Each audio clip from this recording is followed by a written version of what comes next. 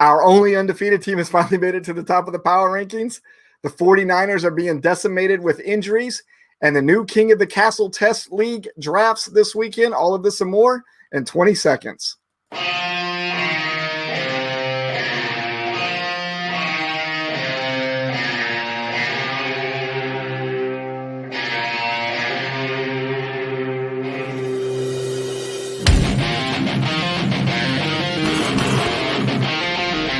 Hey, fellow fanatics, welcome to the Fanatically Real broadcast sponsored by Football, Darts, and Fantasy Sports Alliance. You know, that new intro thing only works if you actually unmute yourself when you reminded yourself before you go live to unmute yourself. So if you're watching this live right now, apologize for that.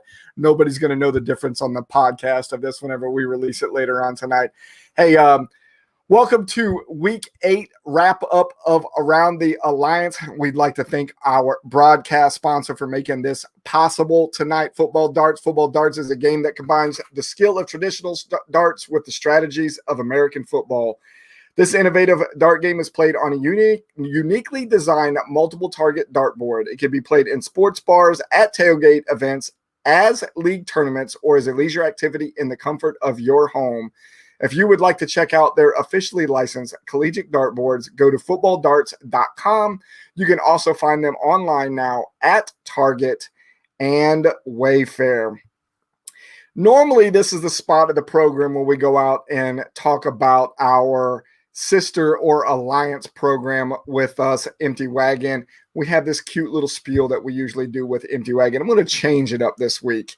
What I love about these guys, Brad, Josh, and Eric over at Empty Wagon Fantasy Football Podcast, is how they are honest brokers with themselves. So if you go back and listen to this week's show, which was Week 8's recap, you can hear how disappointed they were with their picks for heroes and villains. The show was hilarious outside of that. You got to go over and give them a listen. You can even go over and give them a watch. You can find them under the Watch or Listen tab on fsa-fr.com, which is our new website. Make sure you give them a follow on all of their social media. They can be found at Empty Wagon FF. You can find them on Facebook and YouTube this weekend, along with now Twitter at 12:01 a.m. on Saturday, East Coast time. They will be doing their Week 9 preview. And if you have not been paying attention to them, you are doing fantasy football wrong. Make sure you go over and give them a listen and a watch. And not just only the Empty Wagon Fantasy Football Podcast, but if you want average fantasy football advice from a couple of average guys, go over and listen to Kevin Godwin and Josh Lorenzo on the Average Bros Fantasy Show. They are now a broadcast and podcast, and they can be found every Tuesday night at 8 p.m. East Coast time on Facebook, Instagram, and now Twitter.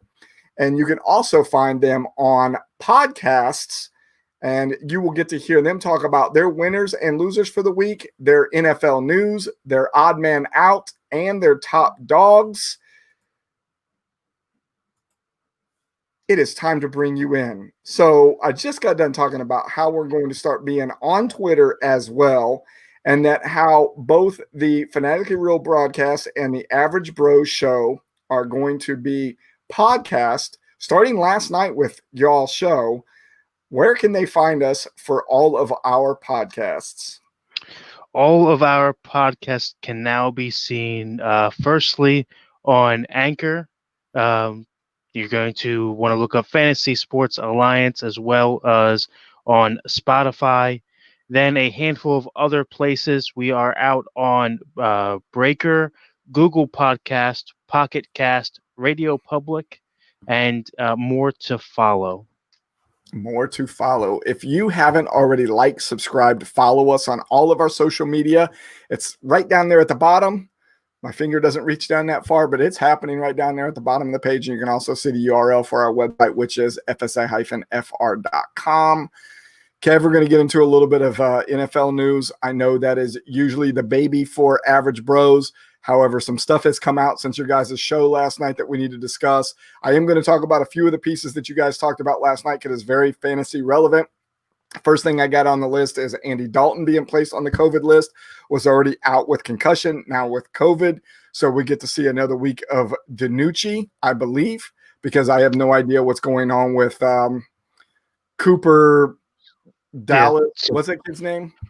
so it's Cooper Rush There you and go. the so DiNucci will not be starting. They have said that is either between Rush or somebody else that I cannot remember now.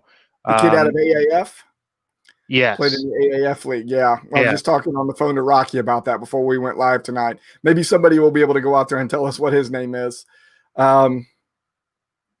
Let's see. Chris says, can hear you, but not. He can hear me now. Oh, you know why? Because he saw me mouth in the beginning because I still had myself on mute. Yeah. MJ says, what's up, Alliance? Eric wants to know what I'm drinking. Just water in this small glass that would normally hold liquor for most people, but for me, it's just water. Your brother says your glasses do not make you look smarter, Kevin. And then Rocky says Gilbert. Yeah, so Rocky was on with me earlier tonight. We were talking about that. Gilbert, what's Gilbert's first name, Rocky? Can't think of it. And who did he play for when he was with the AAF? So it's going to be between DiNucci and Gilbert then. Yeah, as far as I'm aware, I believe they have ruled DiNucci out. It's going to be Rush or Gilbert. There you go, Rush or Gilbert. Why DiNucci's out? They haven't said. They just said that it's a toss up between the other two guys, and that you'll see your fourth quarterback start. They didn't really give a rhyme or reason. MJ says it's Garrett Gilbert, and then Rocky comes back and says he played with Orlando, so that would be the Orlando Apollos, which is actually one of our dynasty teams here in the FSA this year as well. Chris Simpson said the reason that they're not starting DiNucci is because he's awful. And probably not wrong, but I mean, what do you do whenever you're playing with your third string quarterback at that point? So some other NFL news, and this is going to link into some other NFL news that we're going to get to here towards the end of this list. So Green Bay players Jamal Williams and Kamal Martin are out for Thursday Night Football because they were in close contact with running back A.J. Dillon, who has been found positive for COVID.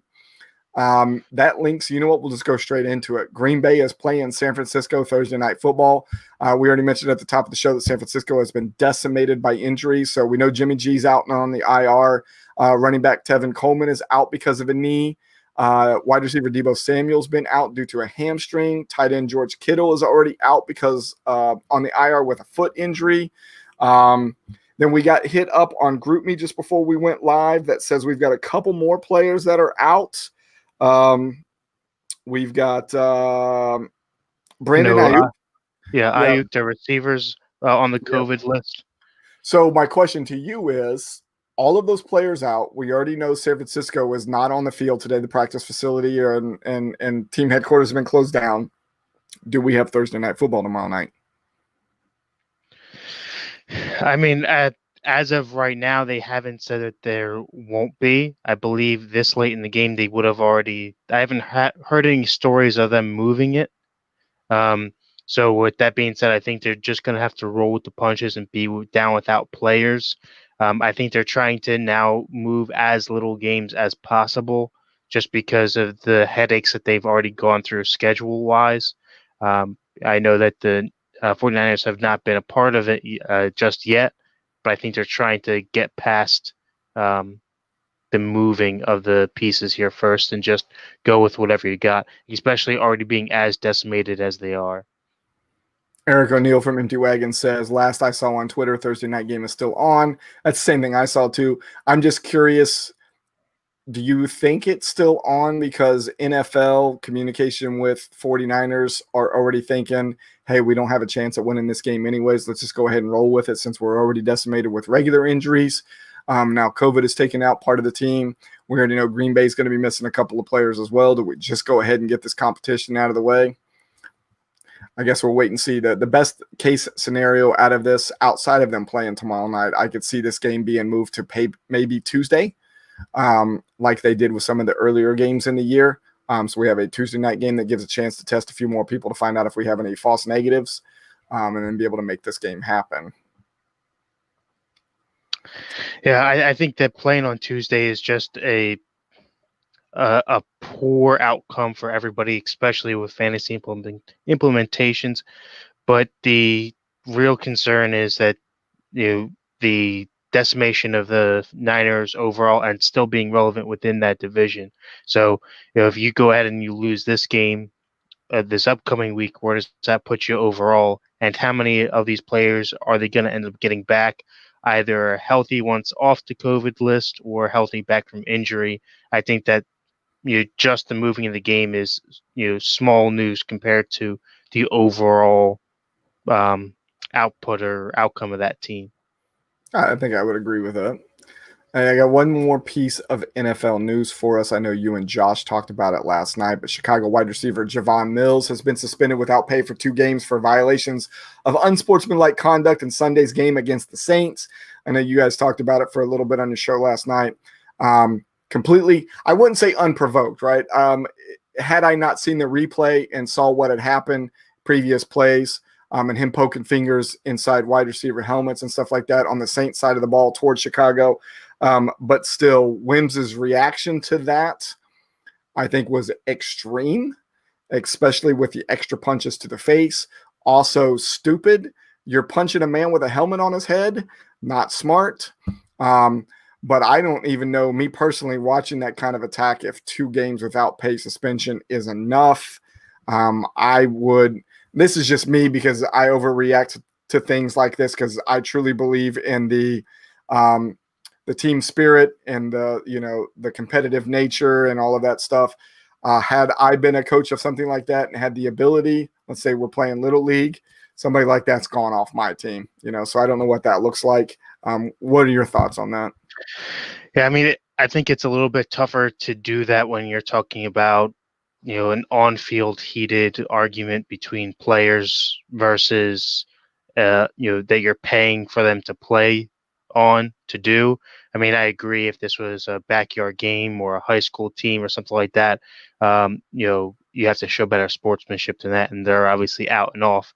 But when you're talking about full-grown adults in the heat of a moment, getting paid to win games to move forward, I think that 2 games it's not, I wouldn't expect, I think it's the perfect amount, right? I think that anything over that, you're going to see a lot of pushback from the NFLPA.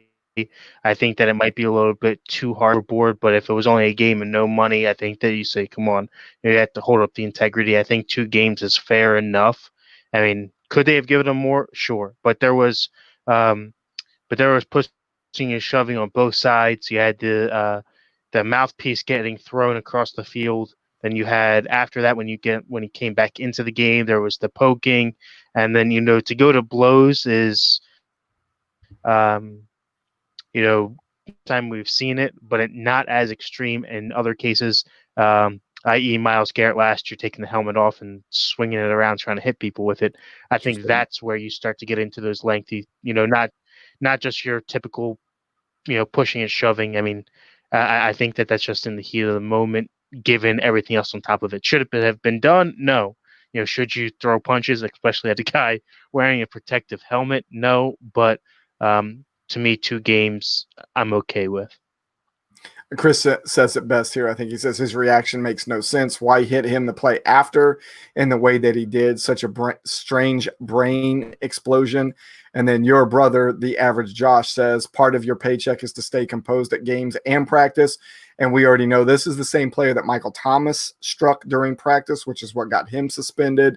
You know, excuse my French here, maybe the guy is just an amazing shit talker and he knows how to get underneath people's skin. And maybe this is just a reaction for some of those guys that are just intense players. That's a possibility as well. But as what Chris said there, you have to, or somebody here says something, you need to stick up for your teammates, but you get a paycheck to stay composed. So yeah, I think that the go back to his first comment, the reason why it was the next play is because if you go back and look at the game, he had actually come out for a play. There was a penalty that got them backed up. The next play that he was in, there was talking all game long. He had his mouthpiece ripped off and thrown. He was out of play. There was a penalty. He comes back into play after the break. There was the poke, and then after the whistle was the punch. So there was back and forth on both sides. Both of, I believe it's Gardner Johnson, back and forth. He did the smart thing in which most corners do. You see this a lot from your Josh Normans, your now Richard Sherman's. They He all do didn't this. react. Yeah, yeah, He didn't react at all. yeah. Yeah. They're such good salespeople, right? Yeah. They invoke everything, and then they stand there with their hands at their sides, and then be like, wait, what did I do? So since he did not react to anything, he comes over unscathed. Will probably have something handed down from the team, possibly, maybe an attaboy. I don't know how it works within the Saints organization to get somebody thrown out like that, but something should be said. Say, hey, you got to kind of, pump the brakes. You're acting like they might have a history of something like this on the defensive side of the ball. I'm just saying, it could be a thing. Rubbing a little bit of salt in the wound of Josh there a little bit. All right, let's get into some of these games of the week. So we're going to do the games of the week a little bit different this week. So I'm actually looking for an instant reaction from all of you out there to let me know if you like this way or not. So because that we draft these players in our regions from an entire pool of NFL players, there will be some repeated names across these write-ups. The first time you hear the name, the amount of points that they collected for the week are going to be said. Outside of that, you're only going to hear the players' names mentioned because you already know the amount of points that were scored and how they got those scores. But we are going to go through these right now. We are going to start off in the New England region. In the New England region, the average Joes squeaked by a tough the Chris Betts with a final score of 178 to 172. Average Joes were led to their 5.5 point victory by a 46.64 point effort from Kansas City quarterback Patrick Mahomes, who tore apart the New York Jets defense for 416 yards and 5 passing touchdowns. With this performance, Mahomes was the number 2 ranked overall fantasy scorer for Week 8. The average Joes also got help, a 38.1 point effort from Seattle wide receiver DK Metcalf, who beat the San Francisco 49ers defense for 161 receiving yards and 2 receiving touchdowns. The Chris Betts were helped out in their losing calls by a 54-point effort from Minnesota running back Dalvin Cook, who beat the Green Bay Packers for 163 yards and 3 rushing touchdowns, with an additional 63 receiving yards and a touchdown. The performance by Cook was number 1 ranked overall fantasy score for Week 8. The Chris Betts also got help from Giovanni Bernard, running back for Cincinnati, who got him 23 points. He snuck past Tennessee Titans defense for 62 yards and a rushing touchdown with an additional 16 yards receiving. Adding salt to the wound, the Chris Betts could have scored 184 points and earned the win with their best lineup, but GM Christopher Franklin left key players like Marvin Jones and his 18 points on the bench. Chris Betts drew the short straw with the schedule this week, as their point total would have resulted in a win against 66 out of the other 70 potential opponents in Week 8. This brings the record for the average Joes to 4-4 and drops the Chris Betts to a record of 5-3. Let's see. I told Bill I wanted to make sure he tells us what's going on with the FSA Lions. They had practice tonight. FSA Lions scored a touchdown as time ran out for a big win on Saturday. That is awesome. Let's see. We were on bye the week previous, so that should put us at 1-1, I believe. Let me know. Eric says, Brian says, good riddance to the Jets. I say that. I look around to my shelf of Jets next to me. It's really hard to say good riddance to them, but we're getting real close to it. And no, Kevin, I'm not coming over to the Patriots for you. We don't want you. Oh, that's good. That's good. I'm okay with that. Chris Simpson said, how many teams make it to the playoffs in the redraft? Chris, good question. So to the regional finals will start in week 12. We will take the top 4 teams from each one of the regions. Those top 4 teams will be based on overall record. And then if there is a tie, the tiebreaker will be head-to-head record. Those 4 teams, 1 will play 4, 2 will play 3. Winners of those will play against each other to be crowned the regional champion. After you are crowned the regional champion, you will come out and start the world championship. Of the 6 teams, the 6 regional champions that come out, the number 1 and the number 2 seeded team are going to be put in those spots based on power rankings. So these power rankings that we're doing each week aren't just a novel idea. They will actually lead to who's going to get the number 1 and the number 2 bye. It won't necessarily be the best record at that point once you come out of the regional championship round. So we will take 6 teams to the world championship game. We will play all the way down for that world championship. So you all will be playing in the Nature Coast World Championship Bowl. Winner of that will get a full-size set of cornhole boards and bags from Nature Coast Tailgating. And then the 2 teams that runner up in the semifinal round will end up going on to play in the all-team bowl this year. So hopefully that answered your question. And Bill says the FSA Lions are now 2-1. That is awesome. That is great news. Good to hear. Very excited about that too. Can't wait to see more video footage of our guys out there on the field. All right, let's continue on with these games of the week. In the Appalachian Black Bears region, the Ship Huggers pummeled a tough Sin City Kitties team by a score of 136-109. Ship Huggers were also helped out by Kansas City quarterback Patrick Mahomes. They also got help with a 25-point effort from Kansas City wide receiver Tyreek Hill, who got past the New York Jets defense for 98 receiving yards and 2 touchdowns. Sin City Kitties were helped out by a 35-point effort from Seattle quarterback Russell Wilson, who got by the San Francisco 49ers defense for 261 yards and 4 passing touchdowns with an additional 23 yards of rushing. That performance put Wilson as the number 4 ranked overall fantasy score for week 8. Sin City Kitties also got help from LA Rams wide receiver Cooper Kupp. He ended up earning her 18 points. They beat the Miami Dolphins. He beat the Miami Dolphins for 110 receiving yards because we know the Dolphins ended up winning that game. That brings the record for the Ship Huggers to 6-2 and drops the Sin City Kitties to 5-3. Kevin, I do believe that is your region, yes? Yes, it is, unfortunately.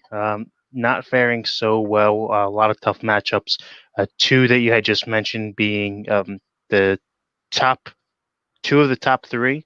The Nihilist being number 1 in the region, which I play this week, unfortunately. Not faring so well. But I just want to remind everybody, as we are going through our games of the week, if you are out on all of the previously mentioned podcast platforms, either Anchor or Spotify, Google Play, and a whole bunch of others, check us out in our live videos on Facebook, YouTube, and Twitter now as well. That way you'll be able to see all of the graphics that we have pulled up. You'll get to see the different team names, the point spreads, and actually get a little bit more involved with us here. We also will be popping up live comments as we go throughout, not only our show here tonight, but all of our shows across the Fantasy Sports Alliance as we go live. So make sure you are commenting. We'll pop them up on the screen. But don't worry if you can't get on here to comment with us live. Again, go out and listen to the podcast form. Appreciate that. Let's get over to this third game of the week. This one is out of our Great Lakes region. Last year's world champion, the Creek Dogs, embarrassed a very strong Music City Miracles. Music City Miracles had been the team at the top of the Alliance in the power rankings for 2 weeks in a row. A final score there was 122-68. Creek Dogs got a 29-point effort out of Green Bay wide receiver Devontae Adams. They snuck past Minnesota Vikings defense for 53 receiving yards and 3 receiving touchdowns. This made Adams the number 5 ranked overall fantasy score for week 8. Creek Dogs also got 28 points out of Kansas City tight end Travis Kelce. Beat the New York Jets defense for 109 receiving yards and 1 receiving touchdown. Music City Miracles got 12 points from Pittsburgh wide receiver Juju Smith-Schuster. He ended up with 67 yards against Baltimore's defense. They also got 10 points out of Carolina running back Mike Davis. He got 66 rushing yards and 11 receiving yards on the Atlanta Falcons defense. This brings last year's world champion Creek Dogs to a overall 4-4 record and drops the Music City Miracles down to 6-2. Kevin, I know you weren't part of the alliance last year, but I'm starting to see a little bit of writing on the wall with these Creek Dogs.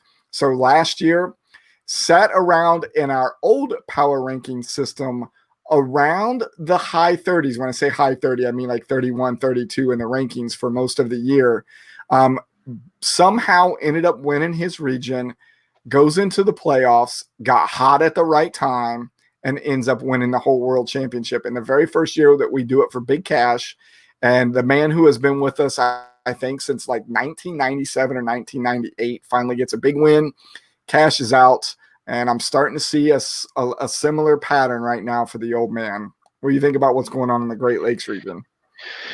This is a region that I kind of keep close to with the other average bro within it, sitting right around the same record as I am. So not only nice to see some of our older veteran players, by older I mean with FSA for a while here, sticking around, showing these younger teams, to stick with FSA. You learn a lot, pick up a lot within the back and forth competition. But not only that, giving hope to us younger guys, myself sitting at 3-5. I get a couple of players back in the next couple of weeks here. So hopefully I can do the same thing that he's putting up there in the Great Lakes over in the Appalachian and make a comeback, hopefully. Well, when you say older in the league, it's okay if Greg's out there listening, which he's probably not. We can also say older in age as well. Greg is now in his 70s, I believe, 73 years old, if I'm correct. Also one of our Hall of Fame members that was inducted last year. So just a great guy. I've known him my entire life. So we'll see if it pans out for him just like it did last year or not. All right, so let's get into the South Atlantic region where we have our margin of victory game of the week, as the Lost squeaked by a very tough Southern Sirens. Final score there was 126.70 to 126.26. Lost were led to their 0.44 point victory by Kansas City wide receiver Tyreek Hill. She also ended up getting 23 points out of Detroit quarterback Matt Stafford, who beat the Indianapolis Colts defense for 336 yards and 3 passing touchdowns with an additional 10 rushing yards. The Southern Sirens were helped out in their losing cause with a 24-point effort from New Orleans running back Calvin Kamara. He got past the Chicago Bears defense for 67 yards rushing and 96 yards receiving. Kamara was the number 2 ranked running back in week 8 with this effort. Southern Sirens also got 23 points out of Philadelphia Eagles defense, which is amazing. Southern Sirens could have scored 152 points and earned their win, but they left Joe Burrow, quarterback for Cincinnati, on the bench and his 23 points. This brings the lost record to 2-6 for the year, and Southern Sirens to 5-3. Kind of want to pause there for a second, because as we were going through our NFL news, that I did forget to mention Matt Stafford as we're bringing him up here in the South Atlantic region. Matt Stafford currently out on the COVID IR. The latest article that I read said he must test positive all the way up until Sunday for him to be able to play on Sunday, or he might not be the starter there. Fingers crossed it's either false negatives or something of the like, but possibility Matt Stafford not playing this week. If he's in your lineups, be cautious about him. Yeah, I believe that if you are on the COVID list and just being in the vicinity and not testing directly positive as being the source, I believe it is it's 2 days with a positive test in a row. They may have now extended that. I have not heard how many days in a row it's got to be, but glad to see the league moving in a positive direction as far as staying on top of the testing and making sure, hey, if you do catch it, that we are doing the proper testing. Bad news for fantasy owners. In this case, having to look to start somebody new, but overall, a win for the league, staying on top of this thing as the season continues. I think the latest thing that I saw was this is a result of being in contact with somebody not related to the team who tested positive. Okay. And that's what his case is right now. I think that's the latest that I read. So, for those of you that have Matt Stafford out there, keep your fingers crossed that he's playing for you on Sunday. All right, let's get over to this Gulf Coast region where our only undefeated team, the Rum Runners, have finally reached the top of the power rankings after they ended up beating the Labradors. Final score there was 138-88. Rum Runners also had Seattle quarterback Russell Wilson on their roster for the week, and they got 23 points out of New Orleans quarterback Drew Brees. He threw for 280 yards and 2 touchdowns on the Chicago Bears. Labradors were helped out with an 18-point effort from Detroit wide receiver Marvin Jones. He ended up with 39 receiving yards and 2 touchdowns on Indianapolis Colts defense. Labradors also got 15 points out of Pittsburgh running back James Conner, who got that on the Baltimore Ravens defense. Conner rushed for 47 yards and a touchdown with an additional 13 yards receiving. Rum Runners are now 8-0, and the Labradors are now 4-4. We're going to get to the power rankings here in a little bit. You can get to see the Rum Runners finally at the top of that list. In the Western region, the Underdogs squeaked by the Recast with a final score of 105-104. Margin of victory there was 1.5 points. Underdogs were led by Detroit quarterback Matt Stafford. They also got 17 points from Raiders running back Josh Jacobs, who beat the Cleveland Browns defense for 128 yards rushing. The Recast were helped out in their losing cause with an 8-point effort from Cincinnati wide receiver Tyler Boyd. He got past Tennessee's defense with 67 yards receiving and a touchdown, and he also rushed for 9 yards. Recast also got 16 points out of Atlanta quarterback Matt Ryan. They faced Carolina Panthers defense. Matt Ryan, 281 yards passing, additional 27 yards running. Compounding the issue, the Recast could have scored 136 points and won with their best lineup, but they left Indianapolis quarterback Phillip Rivers and his 26 points on the bench. Underdogs took advantage of their schedule this week as their point total would have gone for a loss against 51 out of the 70 other potential teams in week 8. Underdogs now 3-5. The Recast now 1-7. So that wraps up all of the redraft regions, and we can finally get into these dynasty. What do we got here? Chris says, can you confirm in Dynasty, top of each sub goes in the 4th team selected by points scored, or am I wrong? Chris, you are not wrong. You are correct. So when we go into the Dynasties, it's going to be the number 1 team from each one of the divisions.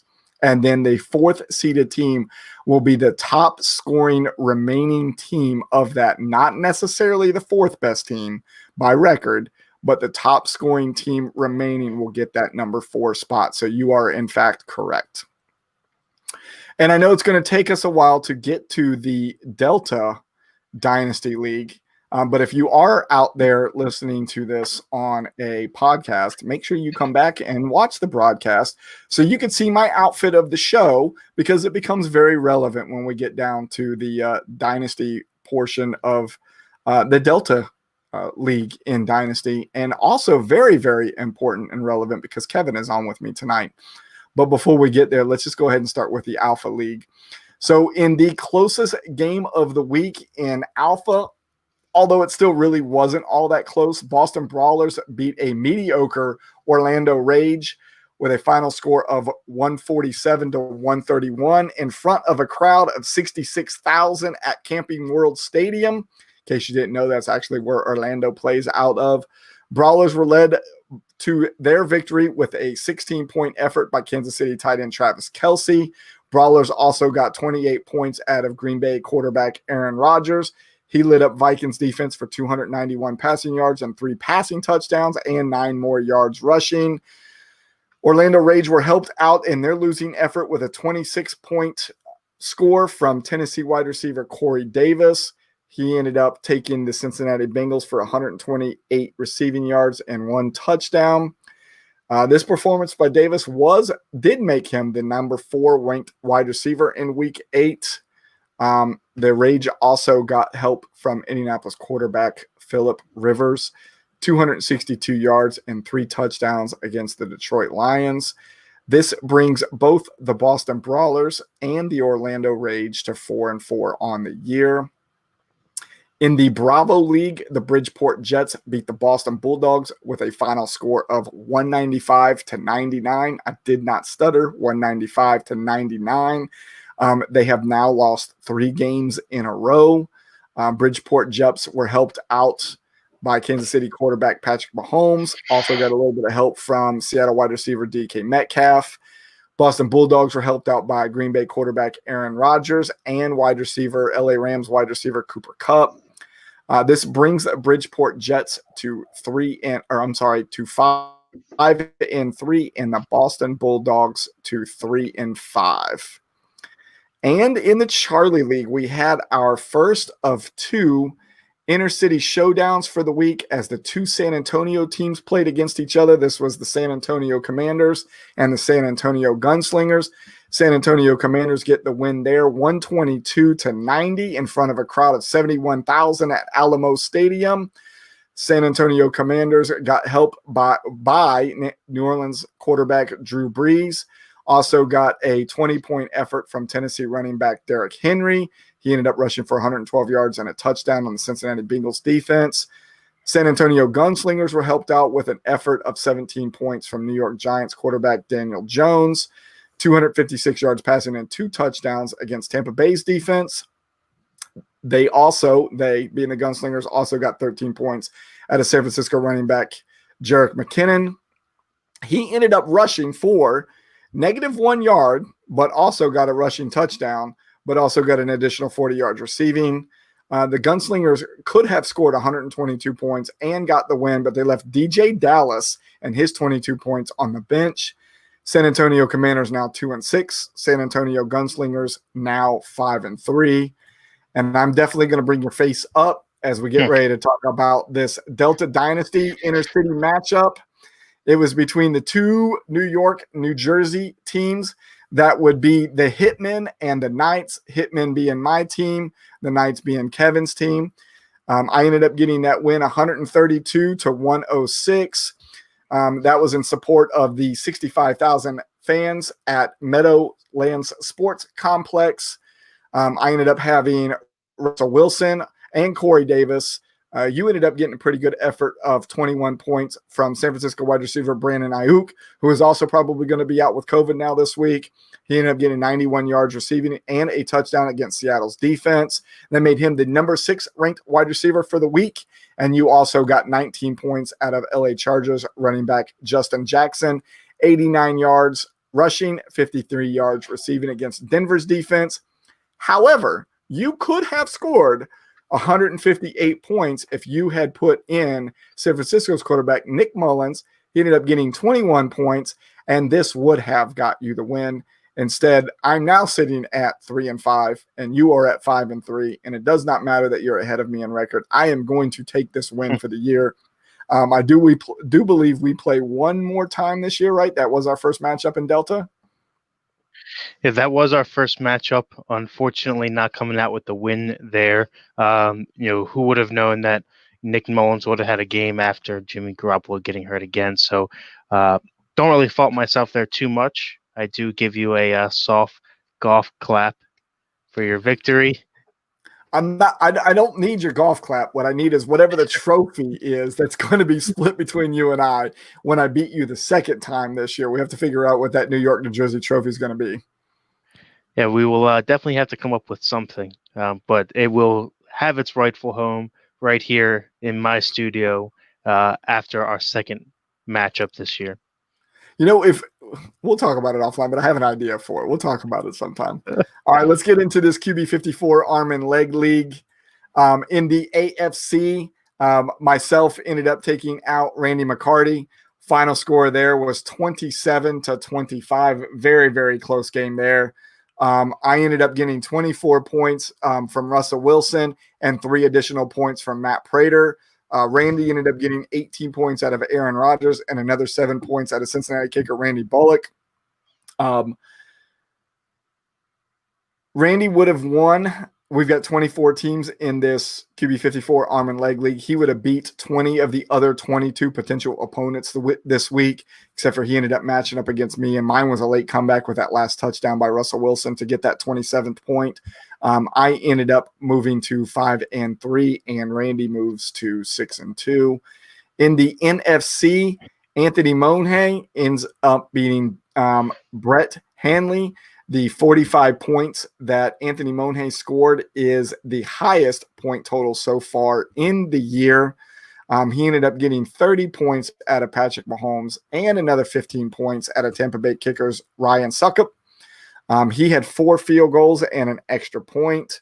Brett ended up getting 6 points from New York Jets quarterback Daniel Jones and another 5 from Carolina kicker Joey Sly, who ended up making 1 field goal and 2 extra points. This brings Anthony's record to 7-1 and Brett's record to 4-4.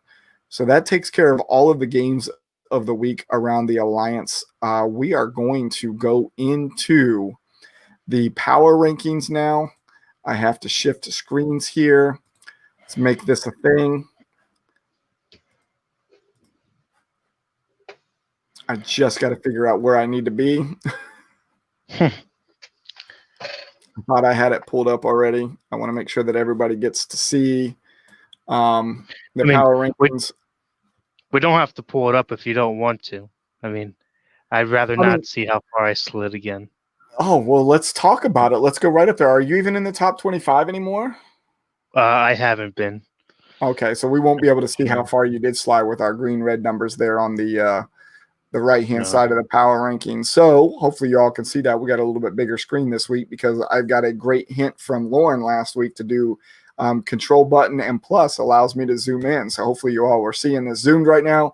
As we mentioned, the Rum Runners finally at the top of the power rankings after they have been the only undefeated team, and they end up moving from the number 3 spot to the number 1 spot.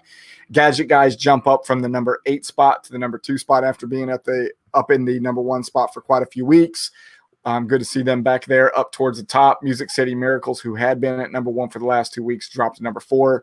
Maniacs, who was last year's general manager, drops from 2 to 3. And then the rounding out, let's see any other big movers there. You already mentioned the Nihilist out of your region a little bit earlier. He ends up moving up 10 spots from number 16 to 6. Bill says blow it up even more. Well, heck, let's go ahead and blow it up even more. And let's see if you guys can see this or not. Tell me if you can see it even better now. You're just going to have a little bit better. That's bigger. You just have to scroll it over a bit if you can. All right, scroll a little bit to see everything. All right, let's see.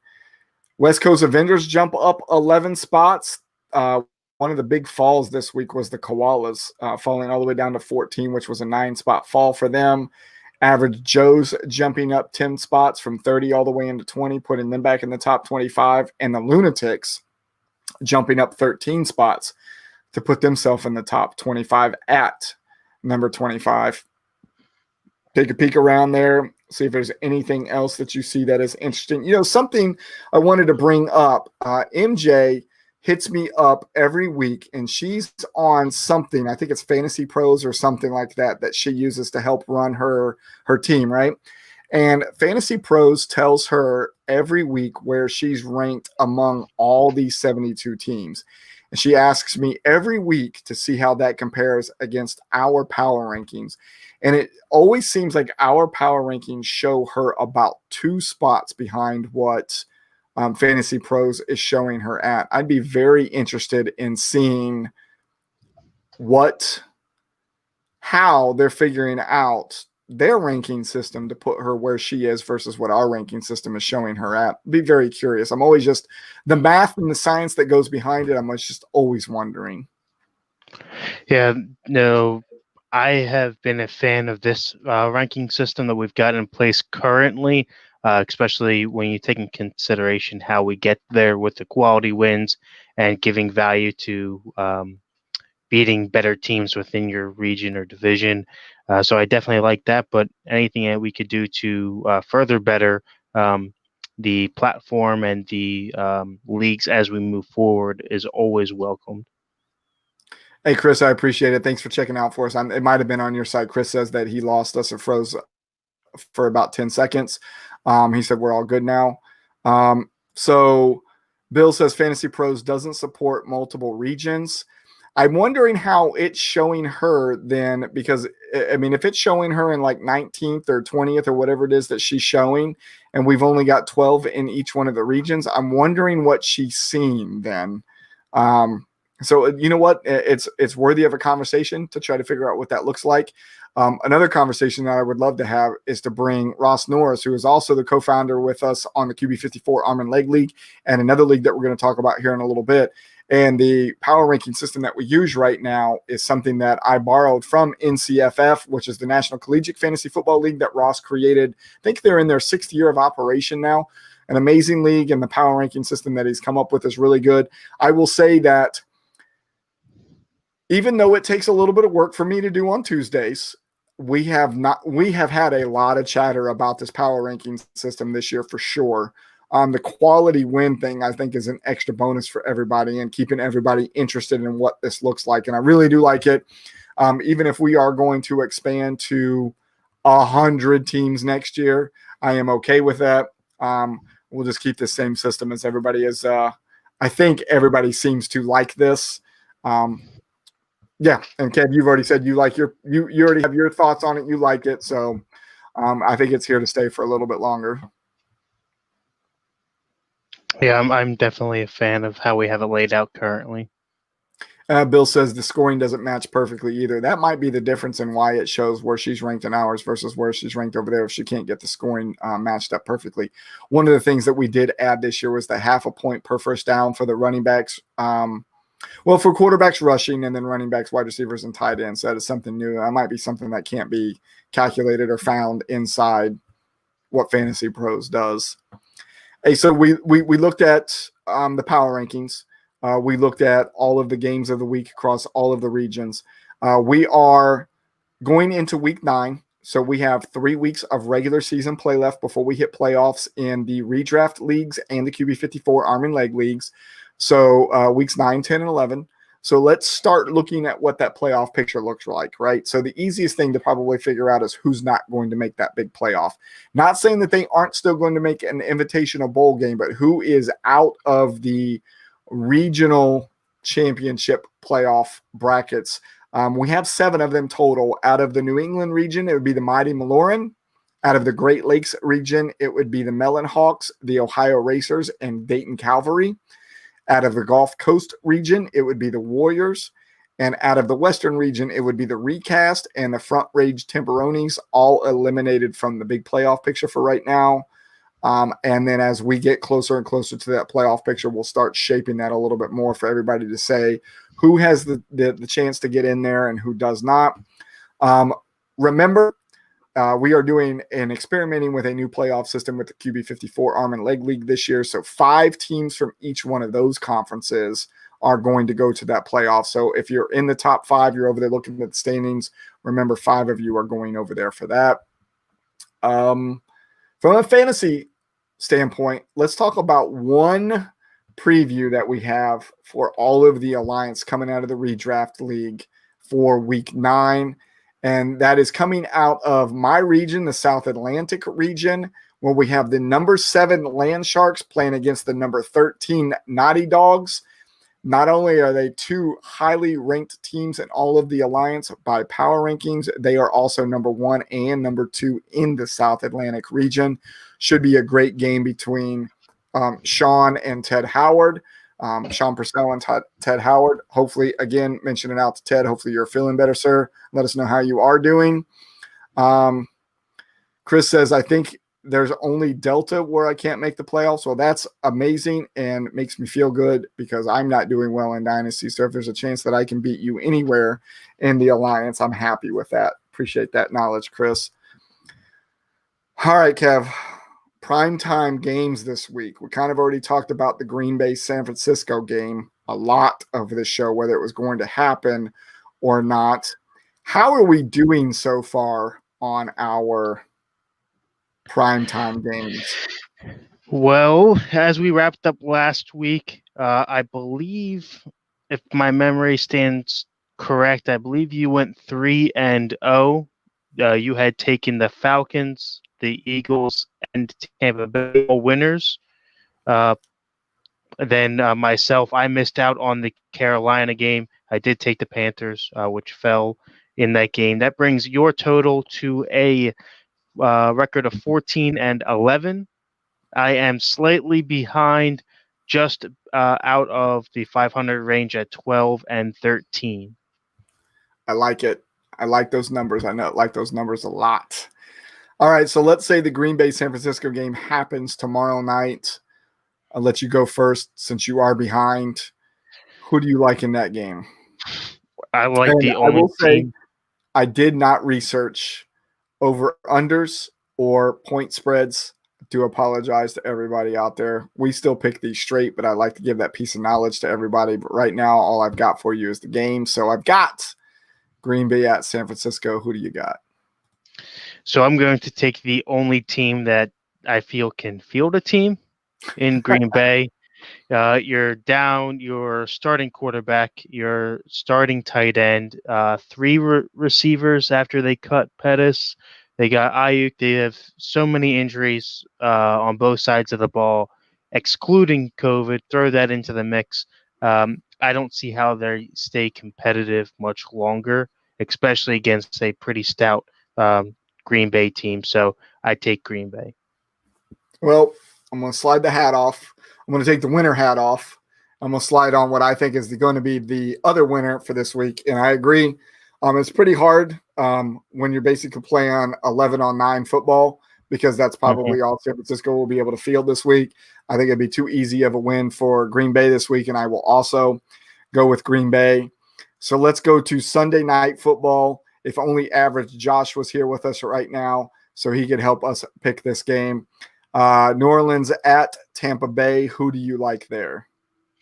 As I had mentioned late yesterday on the Average Brothers Fantasy Show, on this game, it is a high stakes game for me personally. Having a pie on the line, I'm going to put it simply: Tampa Bay all day.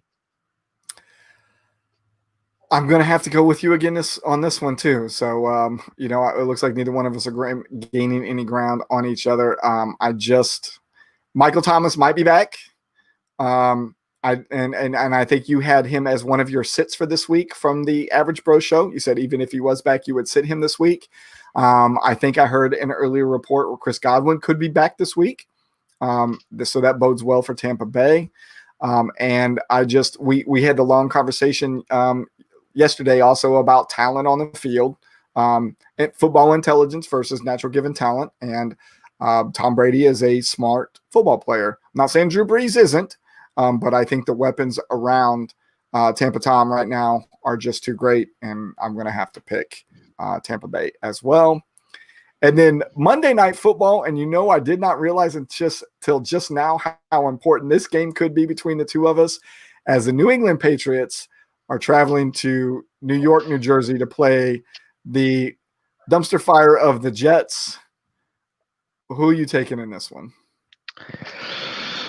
Oh, this one is a lot tougher than it seems. I think that if there is a game this year that the Jets can pull out, it is definitely the stumbling, bumbling, fumbling Cam Newton-led Patriots. But I don't think it's going to happen this week. I'm going to take the Patriots, regardless of whether Cam can hold the ball or not. I just don't think that Adam Gase can put anything together to play anybody at the NFL level. Maybe college or CFL, but should not be on this stage. Okay, so just so we'll split the difference this week, or at least try to get one out of the other. I would normally pick New England in this case, even against my Jets. But to make sure that we have something and to kind of have some kind of, bet going with you, whether, there's really anything on the line for this or not. You're going to take New England. I'll take the Jets this week. give us something to watch for on Monday night, because there's really not much else to watch in this game on Monday night. Yeah. Well, I guess we'll just go for bragging rights between the two of us. Yeah, I mean, this is a game that's got to kind of be a must win for the Patriots. So, I know all eyes will be on that game. If they end up losing this game, you got to think that they could be out of contention for that division, possibly still in the playoff run, because you have to remember we do have three wild cards this year. Yep. So there is still a chance there. But if they don't win this and get back into the swing of things, they could be out. So I will definitely be wearing my Cam jersey for Monday. I'll put my Curtis Martin jersey on, living the glory days of the New York Jets, and I'll wear that for you. Hey, so you'll see it running across the bottom of the screen there. We do have the schedule posted there for you. If you're listening to this on a podcast, come back over and watch it on the broadcast so you can see what we're talking about. Buys for this week as you're considering getting your lineups in: Philadelphia, LA Rams, Cleveland, and Cincinnati, all off. So make sure you are making adjustments for them. All right. I don't want to go much over an hour, so let's talk real quick about the King of the Castle League that we are going to start testing this weekend to give us a new look league for 2021. Reason we're bringing it up is the draft is happening this weekend for that league on Saturday, 1 p.m. East Coast time. We will be doing that on MFL. I saw Jonathan Broughton was on just a little bit ago. Hopefully he's still out there. Jonathan, I did send you an invite to that league because I know Randy is going to be unable to make it. You were the next person up, so we got you a slot in there. So if you haven't signed in already, please do. Draft will be at 1 p.m. East Coast time. We will be doing it live on MFL. It will be 10 rounds, 16 teams with a 3-minute clock. I don't think it'll take that long to get through that. People will probably go through it pretty quick. For those of you who don't know what the King of the Castle League is, I'm going to show you what the website looks like right now as it is out on MFL. It is a relegation league, where most leagues like that are done over a season where you move up and down inside brackets. We are going to do the relegation weekly. All of the teams will start down here in the Esquire Lady division, as it is level 1, as we're going to call it, while these 16 teams will play against each other in 8 games in week 1. The 8 winners will move up to the Knight Dame level, while the other 8 will stay down here at the bottom.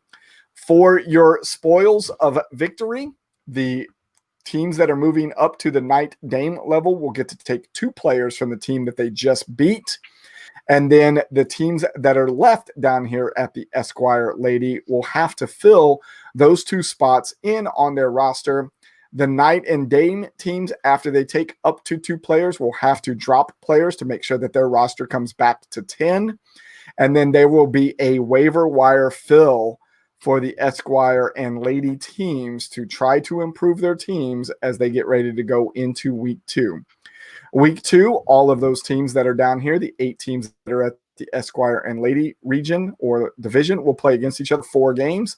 And the 8 teams that are now up at the Knight Dame level will also play 4 games. And that same process that we just mentioned will continue on all the way through. Every time a team loses, they drop all the way back down to the Esquire and Lady. They get 2 players pillaged off their roster. They will have to rebuild their team and work their way back up to the top of the King of the Castle. And once you are at the top, that is where you will start earning cash payouts weekly. Not this year, because this is just a test bed for it. But in 2021, you will start receiving cash money once you reach the king level. For every week you sit up at the top, you will receive money. And I know Chris says he wasn't invited. Chris, I know you showed a lot of interest into it, but I wanted to make sure that I had all of this set up. Everybody knew when the draft was going to be. And then when I threw the names out there for everybody to throw their hands up, even whenever I added you or tagged you on the GroupMe chat room trying to get your attention, I know you were probably asleep. You missed that wave. If Jonathan is unable to get in for some reason, you are now the next person up. But I think we are currently filled unless somebody else drops out between now and Saturday. Then you could be the next person up. But please, for all of you that aren't going to be in the 16-team league for the test bed of this, you're still in the GroupMe chat room. I think there's 20 to 22 of us that are in there. Make sure that you're paying attention to it. We would love your input as we move forward with this so we can make sure that this league is great for 2021. Kevin, do you have any comments about King of the Castle League? No, I'm just excited to see how it plays out in general, something that I had never heard about until you brought it up within the group.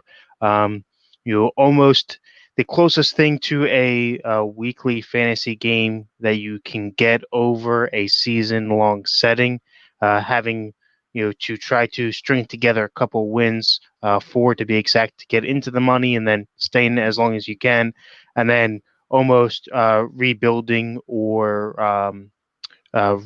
retooling, if you will, once you do lose, getting pillaged, having a couple guys out.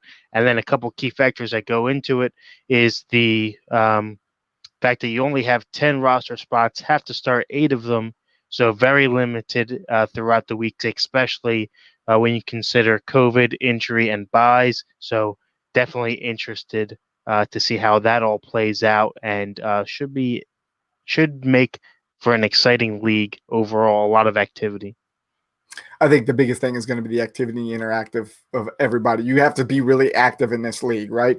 So this also during this test for the rest of the NFL season is for us to get that schedule put together of when people are going to have to say, here's who I'm pillaging, here's who I'm dropping. For me as the commissioner to make sure that those players get dropped off their rosters and put back into the pool of players to be able to pick up. And then for the waiver wire to run for those people that are at the Esquire and Lady level to be able to pick those players up. So a lot of interaction on my side to be able to make sure this happened as well. Chris, I know you said you left the chat because you felt unwanted. Brother, you are always wanted. And if you want to come back in the chat, just let me know. I'll get you back in there. I would love to have your input as we're going through this. And then Eric asked if there's going to be a draft selection show. Not for the test bed. There won't be. However, when we get ready to do this next year, you better believe I'm going to have a draft selection show for this one, just like the rest of them.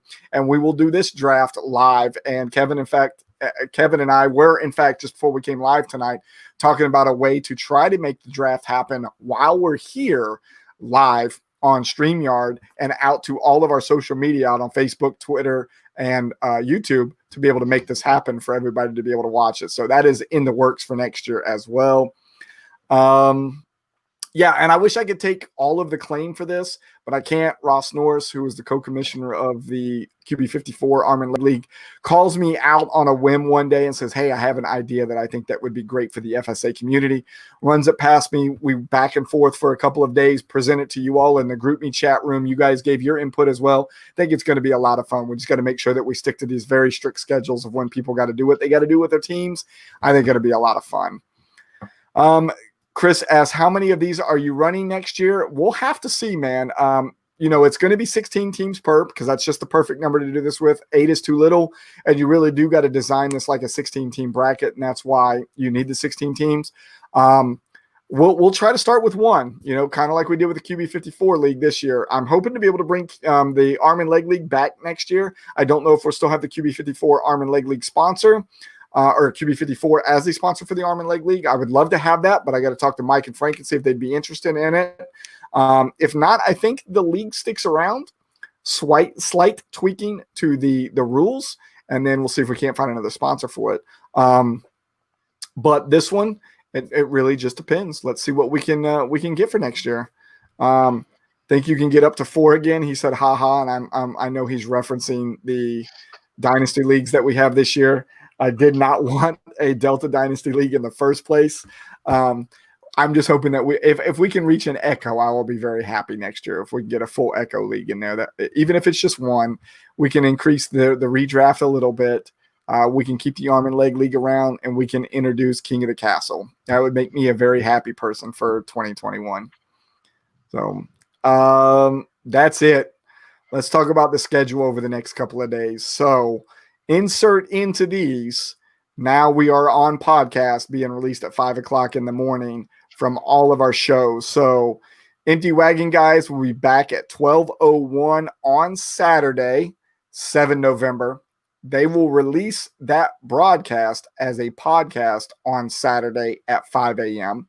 Then they will be back on Monday morning, 12:01 a.m. to release their show. That's 9 November. That will be released as a podcast at 5 o'clock in the morning, 9 November. The Average Bros will be back next week on 10 November, 8 p.m. East Coast time for their broadcast right here on all three of our platforms now. They will release that show out as a podcast at 5 o'clock on Wednesday morning, as you did this morning. Got to release your first one. And then we will release tonight's show 5 o'clock tomorrow morning, but we will also be back for this broadcast 8:30 p.m. on Veterans Day, 11 November, and then we will release the podcast version of this broadcast at 5 o'clock in the morning on the 12th of November. Eric says, go out, make sure you check out Top Dogs and Heroes and Villains.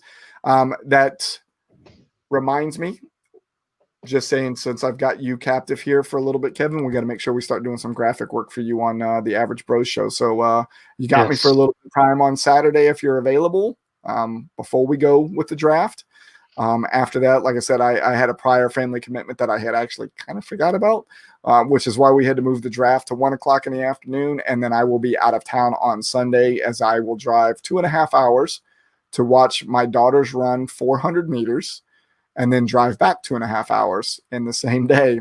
And I will be doing that not only this week, but next week before the season is over. So we will do that for weeks 4 and 5 of the racing season. Eric says it sort of scratches my itch for a vampire league or a guillotine league, or maybe another type of league that we discussed. I think this was even before we brought Kevin into the fold of another league that would be super, super nerdy for those of you that have your inner geek or your inner nerd and are real true Dungeons and Dragons type player. We have a league out there for you that we've been working on developing for about 1.5 years now. We just got to get all the right pieces and the right people back together again for it. But I think that will be a 2022 project before we start looking into bringing that in. Let's get through King of the Castle in 2021 first. Hey, I would like to thank all of our sponsors. QB54, who is our arm and leg league sponsor. We mentioned them quite a bit tonight. Football Darts, who is our broadcast sponsor. Nature Coast Tailgating, our world championship sponsor. All of our bowl sponsors, Finger Lakes Mercantile, Cranky Veteran Candle Company, Southern Siren Sugar Scrub, Deep South Creations. Let me back up for a second and talk about Cranky Veteran Candle Company. They released their holiday candle scents and melts recently. I just made a big purchase from them. If you have not already got these things, or if you have not seen the awesome names of these candles and melts, make sure you go out and check out Cranky Veteran Candle Company. It is an awesome business. Glad to be partnered with them this year. And they have released their holiday scents. We'll let you know how those are when we get them in the mail. And of course, we'd have to thank the Recast, who are the official music of FSA. If you liked the show tonight, make sure you go out, like, subscribe, follow all of our social media. You see it coming across there at the bottom. If you're having a hard time finding us on the watch and listen, make sure you go out to our website, which is fsa-fr.com. And then you will be able to find all of our broadcasts and podcasts. And if you're still struggling to find them, just go out and Google Fantasy Sports Alliance, Google Empty Wagon Fantasy Football Podcast, Google Average Bros Fantasy Show, and you're going to find us out there everywhere. Kevin, I need a drink. My mouth is dry. What do you got for the folks before we get out of here? That is it for me. Good luck to everybody except for Josh and the Saints, and of course Damien and the mad scientists. Regardless if the Evil Empire wins week in and week out, as long as Damien loses, it's a win in my book. And then obviously check out Average Bros next week. There may be a surprise one way or the other following Sunday night's game. Yeah, that is Sunday night's game. Yeah. A lot Let's hope on we the can line. make that happen in between there and your guys' show. Looking forward to that. Mm-hmm. All right, y'all. Hope you enjoyed this on the broadcast. Hoping you're enjoying this on the podcast. Make sure you go watch us or listen to us on both. Make sure you go do it to the Average Bros and Empty Wagon guys as well. And we will see you next week.